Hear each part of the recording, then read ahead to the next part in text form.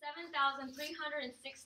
That's approximately how many U.S. military deaths there were in World War II, according to the National World War II Museum.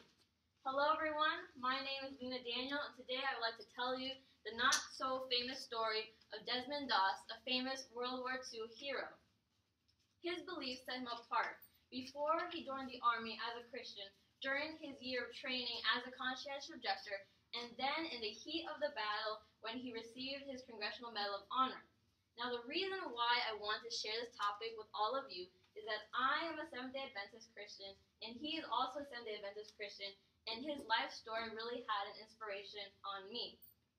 First and foremost, he believed that killing was wrong. In self-defense, against an enemy, no matter the situation, he believed that killing was wrong. He was a Christian, and he believed in the sixth commandment that says, "Thou shalt not kill." And he took that to heart.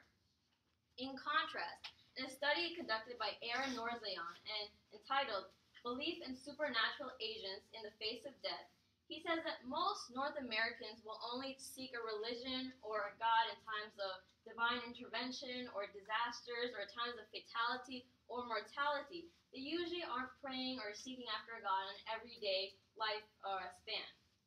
Another study entitled "Embattled Belief: The Religious Experiences of Military Combatants During World War II," Nicholas Pellegrino relates that most soldiers will either lose their faith when they see the carnage of war, or their faith in their God or in their religion or in each other will increase.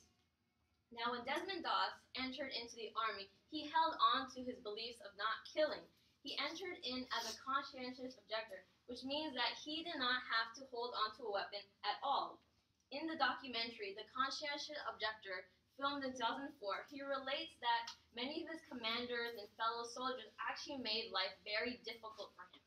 3 times they tried to court-martial him. They denied him passes to see his family. They tried to give him the worst possible jobs yet. But he stuck to it. He could have taken the easier route. In a book by Stephen Taylor entitled "Acts of Conscience, World War II Mental Institutions and Religious Objector," he says that over 3,000 Americans actually worked in hospitals, mental institutions, camps, and other such places where they could still support their country, but they didn't have to engage in the enemy or conduct trainings or work in a setting where they had to be in conflict. Now, instead, he went to battle in Okinawa, where he received the Congressional Medal of Honor, and he relates the story in an interview, and I would like to illustrate what happened. Now, on the island of Okinawa, there was a cliff. It was called the Medea Escarpment. Now, the Japanese were on top. Desmond Dawson's Company B of 150 men went up the cliff to where the Japanese were, but they had to retreat. Now, out of the 150 people, only 50 people were physically able to come back down the cliff.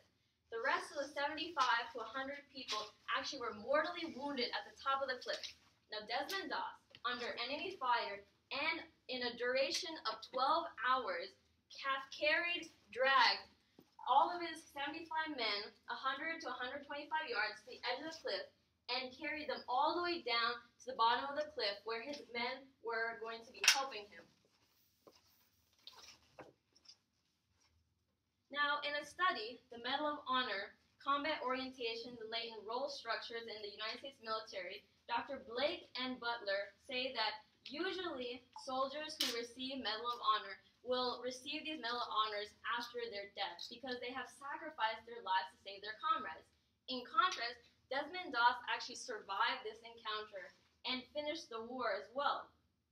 Now, in conclusion, Desmond T's beliefs shaped his military career even before he entered the Army, during his training and all his struggles, and finally during the actual conflict at Okinawa. 7,391. A difference of about 75, but the biggest difference, one man named Desmond T.